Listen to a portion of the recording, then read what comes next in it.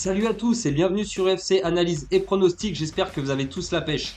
Au programme, on va traiter aujourd'hui l'UFC Fight Night 256, Burns vs Morales, et récap l'UFC 315, Mohamed vs Della Maddalena.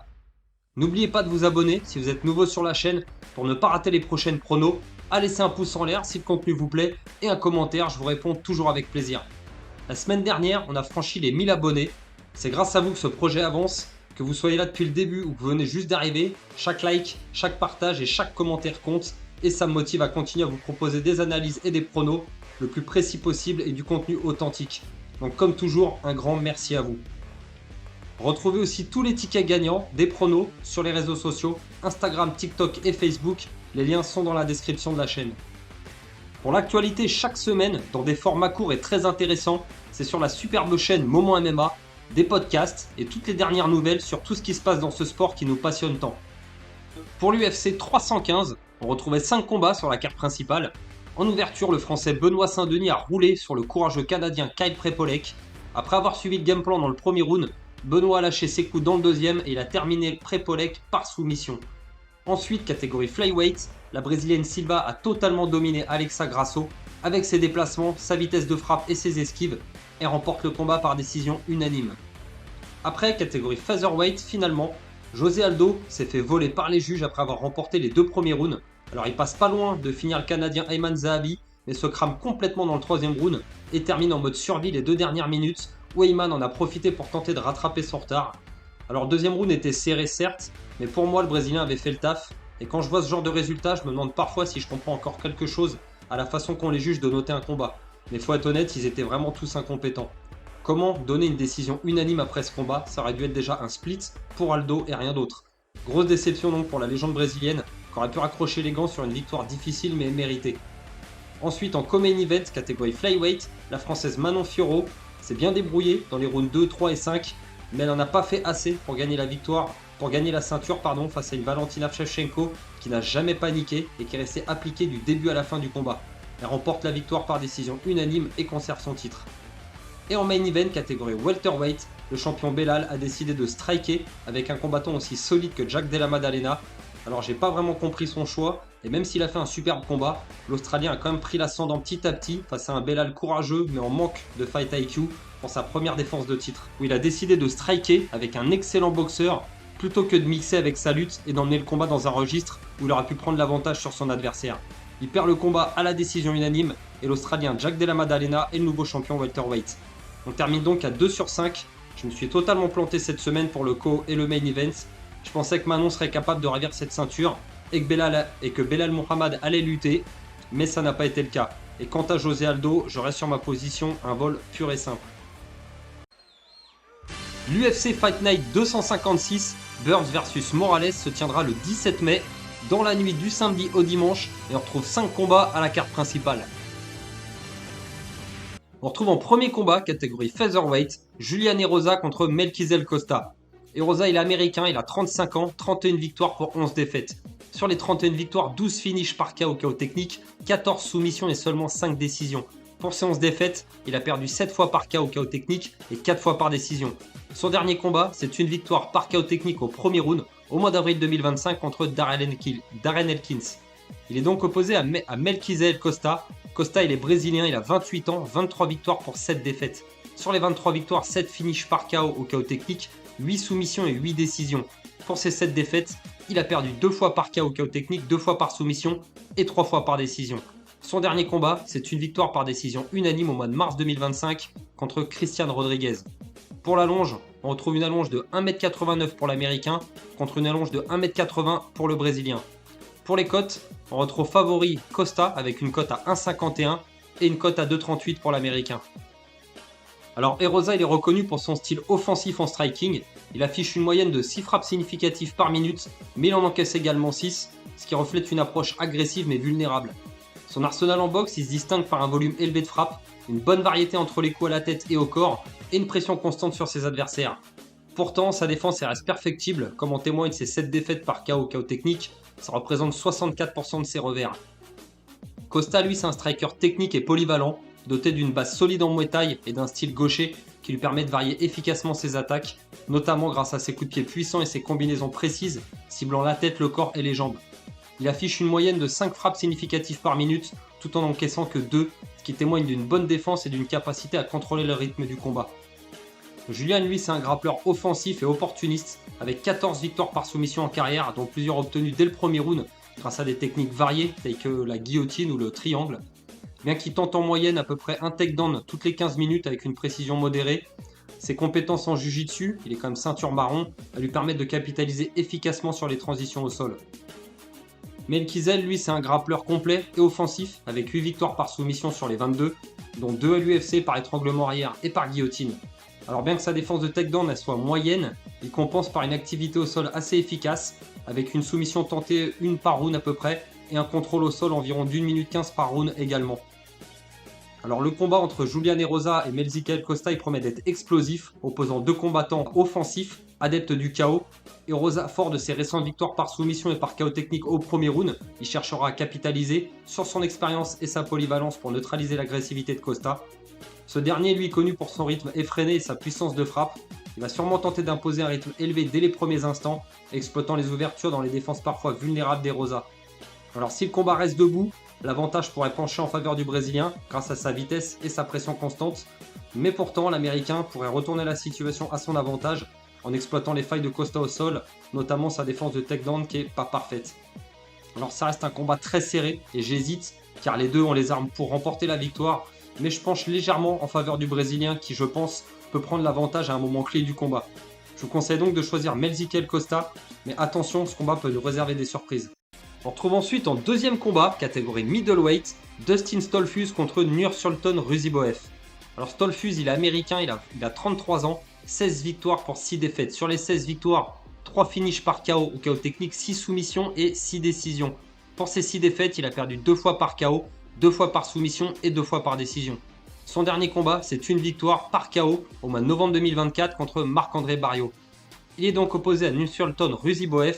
Ruziboev, il vient du Ouzbékistan, il a 31 ans, 35 victoires pour 9 défaites. Sur les 35 victoires, 13 finishes par KO technique, 20 soumissions et seulement 2 décisions. Pour ces 9 défaites, il a perdu une fois par KO technique, une fois par soumission et 7 fois par décision. Son dernier combat, c'est une victoire par KO technique au mois de février 2025 contre Eric McConico. Pour la longe, on retrouve une allonge de 1m93 pour Ruziboev contre une allonge de 1m91 pour Stolfus. Pour les cotes, on retrouve favori donc Ruziboev avec une toute petite cote à 1,28 et une très grosse cote à 3,30 pour Dustin Stolfus. Alors Stolfus, il n'est pas particulièrement reconnu pour son niveau en striking ou en boxe, bien qu'il ait récemment remporté une victoire par KO contre Marc-André Barriault. Son style repose principalement sur la lutte et les soumissions, et son efficacité en pied-point reste limitée face aux strikers de haut niveau. Cependant, il a montré des améliorations notables en adoptant une approche plus agressive, ce qui lui a permis de remporter 2 de ses 3 derniers combats après un début difficile à l'UFC. Ruziboev lui possède un striking explosif, caractérisé par une puissance de frappe redoutable et avec précision, comme en témoigne son KO en 33 secondes contre McConico. Bien que son arsenal ne soit toujours en développement, ses performances récentes démontrent une efficacité croissante en boxe et en striking. Dustin, lui, c'est un combattant polyvalent avec une solide base en lutte et en grappling. Il est ceinture noire en lutte à livre et ceinture violette de JJB. Et il a remporté 6 de ses victoires professionnelles par soumission en utilisant des techniques variées telles que l'étranglement arrière, la guillotine choc, le twister. Donc sa capacité à amener ses adversaires au sol et à les contrôler, à contrôler surtout les échanges en grappling, c'est un de ses atouts majeurs dans l'octogone. Nursulton, lui, c'est un grappleur redoutable avec une base solide en lutte et il est ceinture violette en jiu-jitsu brésilien. Il a remporté 20 de ses 35 victoires professionnelles par soumission en utilisant des techniques variées comme le triangle choc, la kimura, l'étranglement arrière, ce qui témoigne de sa maîtrise technique au sol. Alors le combat entre Dustin Stolfus et Ruziboev pourrait être un affrontement de style intrigant.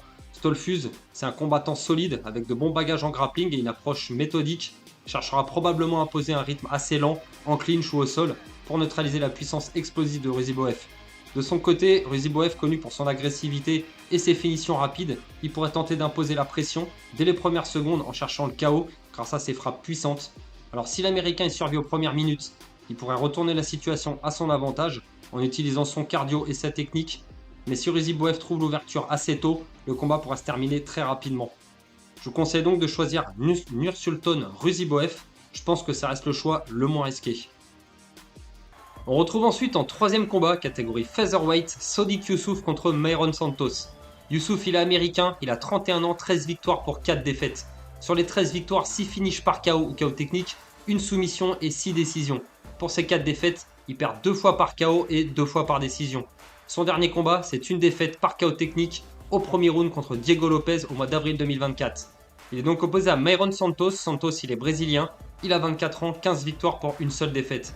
Sur les 15 victoires, 8 finishes par KO ou KO technique et 7 décisions. Pour sa seule défaite, il a perdu une fois par KO technique. Son dernier combat, c'est une victoire par split decision au mois de mars 2025 contre Francis Marshall. Pour l'allonge, on retrouve une allonge de 1m80 pour Yusuff contre une allonge de 1m83 pour Santos. Pour les cotes, on retrouve favori, très légèrement favori le brésilien avec une cote à 1,72 et une cote à 2 tourons pour l'américain.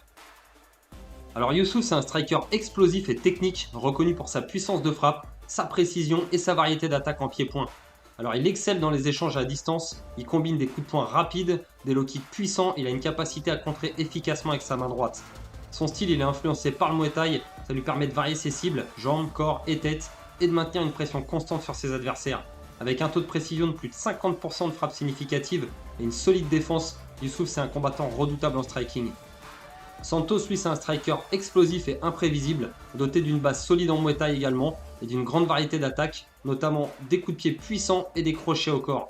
Alors il combine efficacement ses coups, il enchaîne des combinaisons variées, et il excelle en contre-attaque également, ce qui fait de lui un combattant redoutable aussi en striking. Sodiq, lui, possède des compétences solides en lutte et en grappling.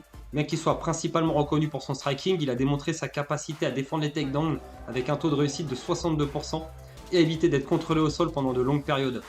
De plus, il a montré des compétences en JJB, comme en témoigne sa victoire par étranglement en guillotine contre Don Shainis en 2022. Mayron, lui, présente aussi un niveau en lutte et en grappling assez solide, mais pas exceptionnel non plus. Il défend efficacement les takedowns, et comme en témoigne sa victoire par KO contre Canofli lors de la finale du TUF 22, où il a neutralisé les tentatives de lutte de son adversaire. Pourtant, il a reconnu des lacunes dans sa défense au sol après son combat contre Francis Marshall à l'UFC 313 et ça a souligné la nécessité d'améliorer ses compétences. Le combat entre Sodiq Yusuff et Mayron Santos, ça pourrait être un affrontement très intéressant où les styles de chacun s'opposent. Yusuff, avec son striking technique et sa rapidité, cherchera à dominer l'échange à distance en utilisant ses coups de poing rapides et ses low kicks pour garder Santos à l'écart. Santos, quant à lui, devra essayer de fermer la distance rapidement pour éviter la précision de Yusuff et éventuellement amener le combat au sol où ses compétences en grappling pourra faire la différence. Alors dans les premiers rounds, Yusuff prendra probablement l'avantage grâce à sa vitesse et à ses frappes en utilisant des angles pour esquiver et contre-attaquer. Cependant, si Santos parvient à le surprendre avec un takedown ou à l'emmener contre la cage, il pourra essayer de contrôler le combat en recherchant des opportunités de soumission ou de domination au sol. Alors si Yusuff parvient à se maintenir debout et éviter le clinch et les tentatives de grappling, il aura les armes pour terminer Santos avant la fin du combat. Alors cette opposition style elle promet du spectacle, ça reste à nouveau très serré, mais l'expérience est du côté de Yusuff. Je penche plus en faveur de l'américain. Le brésilien n'a que 2 combats à l'UFC et est encore très jeune. Je pense que son niveau au sol ne peut ne pas être assez bon pour faire la différence. Je vous conseille donc de choisir Sodiq Yusuff, mais aussi de rester raisonnable. Et on retrouve ensuite en co-main event catégorie middleweight Paul Craig contre Rodolfo Bellato. Craig, il est écossais, il a 37 ans, 17 victoires pour 9 défaites. Sur les 17 victoires, 4 finishes par KO ou KO technique et 13 soumissions. Pour ses 9 défaites, il a perdu 5 fois par KO ou KO technique, 2 fois par soumission et 2 fois par décision. Son dernier combat, c'est une défaite par décision unanime au mois de novembre 2024 contre Bonical. Il est donc opposé à Rodolfo Bellato. Bellato, il est brésilien, il a 29 ans, 12 victoires pour 2 défaites. Sur les 12 victoires, 7 finishes par KO ou KO technique, 4 soumissions et une seule décision. Pour ces 2 défaites, il a perdu 2 fois par KO ou KO technique. Son dernier combat, c'est un match nul au mois de février 2025 contre Jimmy Crute. Pour l'allonge, on retrouve une allonge de 1m93 pour Paul Craig contre une allonge de 1m97 pour Bellato. Pour les cotes, on retrouve favori le brésilien avec une cote à 1,15 et une très grosse cote à 4,75 pour l'écossais. Alors Craig, il possède un niveau de boxe et de striking relativement limité pour le haut niveau de l'UFC, avec une technique souvent rigide et peu fluide. Il mise davantage sur ses coups pour créer des ouvertures menant au sol où son jiu-jitsu est nettement supérieur. Bellato, lui, c'est un striker agressif au style offensif. Il combine un volume de frappe élevé, environ 6 frappes significatives par minute, avec une précision remarquable de plus de 62%. Et son arsenal en striking, il est varié. Il alterne efficacement les attaques à la tête, au corps et aux jambes, ce qui lui permet de maintenir une pression constante sur ses adversaires. Pourtant, sa défense elle reste quand même perfectible. Il absorbe autant de coups similaires qu'il en inflige. Paul, lui, possède un grappling de très haut niveau avec un jiu-jitsu brésilien offensif redoutable qui lui a permis de soumettre plusieurs adversaires dangereux à l'UFC. En revanche, pourtant, sa lutte elle est relativement faible, souvent inefficace pour dicter où se déroule le combat, ce qui le force à compter sur des opportunités depuis son dos. Rodolfo lui dispose d'une base solide en jiu-jitsu brésilien qu'il a acquis à l'âge de 14 ans, ce qui lui permet de contrôler efficacement ses adversaires au sol et de représenter une menace constante de soumission. Bien que ses stats à l'UFC soient pas encore terribles, avec une moyenne de une seule tentative de takedown par round et un taux de réussite seulement de 33%, c'est pas génial. Il compense quand même par sa puissance physique et sa capacité à dominer en position dominante, rendant son grappling particulièrement dangereux. Alors ce combat entre l'Écossais et le Brésilien, ça va être une rencontre entre deux styles assez contrastés. Paul Craig, avec son JJB exceptionnel, il va chercher à emmener le combat au sol là où il excelle. Pourtant sa lutte, elle n'est pas aussi raffinée que son grappling, donc il pourrait avoir du mal à imposer sa volonté à Bellato, qui possède un solide jiu-jitsu brésilien lui aussi, et une très bonne défense au sol. Bellato, qui est moins expérimenté quand même au sol que Craig, cherchera je pense à garder le combat debout, là où son striking agressif pourrait lui permettre de prendre le dessus. Alors si Bellato parvient à éviter les tentatives de mise au sol de Craig, il pourra utiliser sa pression offensive pour endommager Craig avec des frappes précises, tout en restant vigilant face aux transitions au sol. Alors en revanche, si Craig réussit à amener Bellato au sol, il pourrait peut-être chercher une soumission ou à exploiter ses transitions pour contrôler l'issue du combat. Alors, le déroulement du combat pourtant, ça dépendrait largement de la capacité à Bellato à garder l'affrontement debout et à celle de Craig de réussir à l'emmener au sol. Mais Craig irait sur 5 défaites lors de ses 6 derniers combats et me semble de plus en plus fébrile face aux coups de ses adversaires. Bellato, lui, il a gagné 4 de ses 5 derniers combats, il sort d'un match nul. Je penche plus en faveur de la jeunesse que de l'expérience d'un vétéran qui a l'air vraiment un peu à bout de souffle. Je conseille donc de choisir Rodolfo Bellato, mais je pense que ça reste le choix le moins risqué. Et on retrouve en main event catégorie welterweight Gilbert Burns contre Michael Morales. Burns, il est brésilien, il a 38 ans, 22 victoires pour 8 défaites. Sur les 22 victoires, 6 finishes par KO technique, 9 soumissions et 7 décisions. Pour ses 8 défaites, il perd 3 fois par KO technique et 5 fois par décision. Son dernier combat, c'est une défaite par décision unanime au mois de septembre 2024 contre Sean Brady. Il est donc opposé à Michael Morales. Morales, il vient d'Équateur, il a 25 ans, 17 victoires pour aucune défaite. Sur les 17 victoires, 12 finishes par KO technique, une soumission et 4 décisions. Son dernier combat, c'est une victoire par KO technique au premier round au mois d'août 2024 contre Neil Manny. Pour la longe, on retrouve une allonge de 1m80 pour le Brésilien contre une allonge de 2m01 pour l'Équatorien. Pour les cotes, on retrouve très gros favori Morales avec une cote à 1,09 et une très grosse cote à 6 pour le Brésilien. Alors Burns, il possède un striking solide et en constante amélioration, avec une puissance notable dans ses coups et une bonne explosivité. Bien qu'il reste davantage reconnu pour son grappling, en boxe pure, il est correct, mais c'est pas non plus l'élite. Il utilise bien ses frappes pour compléter son jeu globalement et créer des ouvertures vers le sol. Morales lui, c'est un striker technique et explosif, doté d'un jab précis, des combinaisons variées et une excellente gestion de la distance, ce qui lui permet de dominer ses adversaires debout. Sa boxe elle est fluide et efficace, comme en témoigne sa victoire par KO technique au premier round contre Nimani, et ça confirme sa capacité à imposer son rythme face à des vétérans expérimentés. Alors Gilbert, c'est l'un des meilleurs grappleurs du MMA, fort d'un palmarès prestigieux en JJB. Ça inclut des titres mondiaux avec et sans kimono, et aussi une médaille de bronze à la DCC. En lutte, il combine puissance athlétique et technique, il utilise efficacement des double legs le long de la cage, et des projections en clinch pour amener ses adversaires au sol, là où il excelle dans les transitions et les soumissions. Michael, lui, possède une base solide en lutte, acquise dès l'âge de 10 ans, avec plusieurs titres nationaux en Équateur, et il enrichit son arsenal en pratiquant le judo et le jiu-jitsu brésilien, ce qui lui confère un grappling fonctionnel et adapté au MMA. Bien qu'il privilégie le striking, il démontre quand même une bonne défense contre les takedowns et un contrôle efficace en position dominante. Il utilise le sol principalement pour infliger le grand end-pound plutôt que pour rechercher des soumissions. Alors le combat entre l'américain et le brésilien, ça va être un affrontement captivant je pense, entre l'expérience et la jeunesse. Burns, grappleur d'élite, avec une lutte robuste et un striking explosif, cherchera probablement à casser la distance pour amener le combat au sol, là où il excelle. De son côté, Morales, il est invaincu, très prometteur, tentera sûrement de maintenir le combat debout, va profiter de son allonge et de son timing en boxe, et de sa défense de takedown solide. Alors si Morales y parvient à imposer son rythme et à garder Burns à distance, il pourrait frustrer le Brésilien, mais une erreur contre un finisseur aussi dangereux au sol que Burns, ça pourrait vite inverser la tendance. Alors ce sera un vrai test de maturité pour Morales, et une opportunité pour Burns de rappeler qu'il est un prétendant sérieux chez les welter. Alors même si le Brésilien reste sur 3 défaites lors de ses 3 derniers combats, c'était contre le top mondial, Belal Muhammad, l'ancien champion, et Jack Della Maddalena, le nouveau champion, et contre Sean Brady qui vient juste de soumettre Leon Edwards.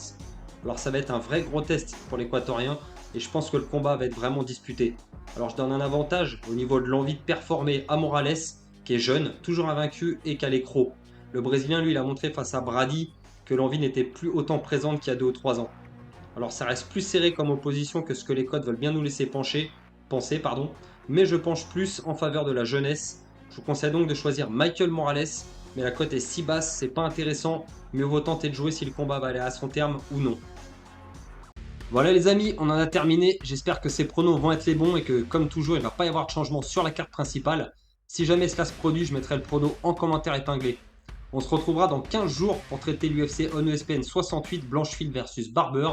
On aura sur la carte principale Mateusz Gamrot contre Ludovic Klein ou encore Dustin Jacoby contre Bruno Lopez. Il ne me reste plus qu'à vous dire de faire très attention avec les paris sportifs. C'est dangereux et risqué. Jouez toujours de façon ludique et réfléchie de l'argent que vous pouvez vous permettre de perdre. C'est bien entendu interdit aux moins de 18 ans. Et si jamais vous êtes en détresse d'argent, n'hésitez surtout pas à appeler le numéro qui est affiché à l'écran pour vous faire aider. Sur ce, je vous souhaite une excellente soirée et je vous dis à très bientôt. Ciao à tous.